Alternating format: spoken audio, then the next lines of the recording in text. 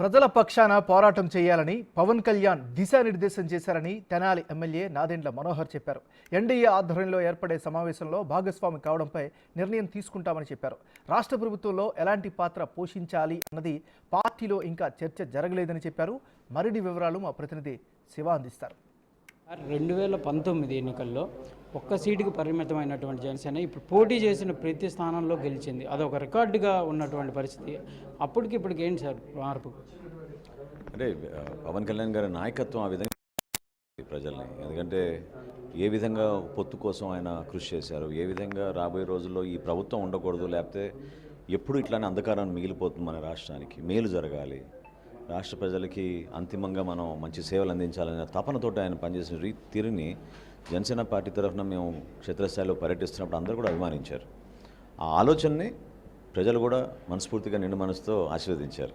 So ఎన్ని స్థానాలు గెలిచామని కాదు, ఈరోజు ఒక బాధ్యతతోటి గెలిచిన ప్రతి స్థానంలో కూడా అక్కడ స్థానికంగా జరిగే కార్యక్రమాల్లో ప్రజలకి ఇంకా మేలు చేసే విధంగా సంక్షేమం కానివ్వండి, అభివృద్ధి కార్యక్రమాలు కానివ్వండి, ఎప్పుడు కూడా అంతిమంగా ప్రజలే బెనిఫిట్ అవ్వాలనే ఆలోచనతో ముందుకెళ్ళాలి. దానికోసం ఈరోజు ఉదయం కూడా ఆయన మీటింగ్ పెట్టినప్పుడు అందరిని కూడా కోరింది అదే, అందరం కలిసి పనిచేసుకుందాం, చేసేది మనం అంతిమంగా ప్రజల కోసం, రాష్ట్ర అభివృద్ధి కోసం. సార్, రాష్ట్ర ప్రభుత్వంలో భాగస్వామ్యం అవుతున్నారా?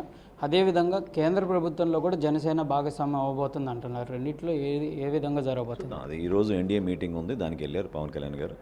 అక్కడ జరుగుతున్న పరిణామాలు డిస్కషన్స్ మేరకు ఆయన తిరిగి వచ్చిన తర్వాత మళ్ళీ ఒకసారి ఇక్కడ ఉన్న శాసనసభ్యులని పార్టీలో మీరు ఏదైనా నిర్ణయం తీసుకున్నారా? ఉందాం ప్రభుత్వంలో, లేకపోతే బయట నుంచి సపోర్ట్ చేద్దాం, ఎట్లా? ఏమి నిర్ణయం తీసుకోలేదండి, ఇంకా ఏం నిర్ణయం తీసుకోలేదు.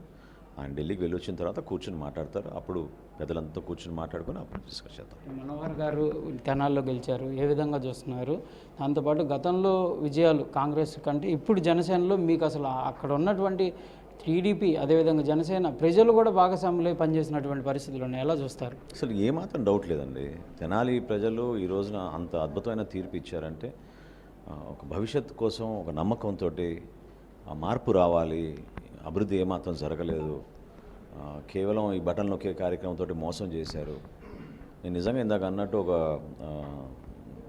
ఉద్యమంలాగా కదిలొచ్చారు ప్రజలు. స్వాతంత్ర ఉద్యమం తర్వాత ఈరోజు మళ్ళీ ఆ మార్పు ప్రజల్లోనే కనపడింది, నిలబెట్టారు.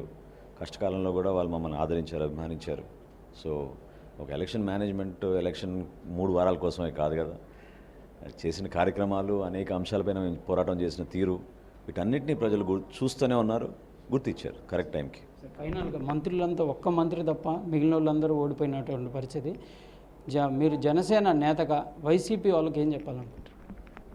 ప్రజాస్వామ్యంలో మనం గౌరవించాల్సిన ప్రజల్ని, అంతిమంగా తీర్పు వాళ్ళే చెప్తారు. మీకు ఎట్లా 151 ఇచ్చారో మళ్ళీ వాళ్ళు మీకు 11 ఇచ్చారంటే ఏ విధంగా తిప్పి పంపించారో ఇంటికి మీకు అర్థం అవ్వాలి. సో ఆ ఆలోచన ప్రజల్లో వచ్చినప్పుడు జాగ్రత్తగా మనకి ఇచ్చిన పదవిని మనం ఒక బాధ్యతగా వ్యవహరించుకుంటే తప్పకుండా ప్రజలు కూడా హర్షిస్తారు. అంతేగాని మీ స్వార్థాల కోసం, వ్యక్తిగత రాజకీయ ప్రయోజనాల కోసం సామాన్యులను ఇబ్బంది పెట్టి క్షేత్రస్థాయిలో అసలు ఊహించలేము.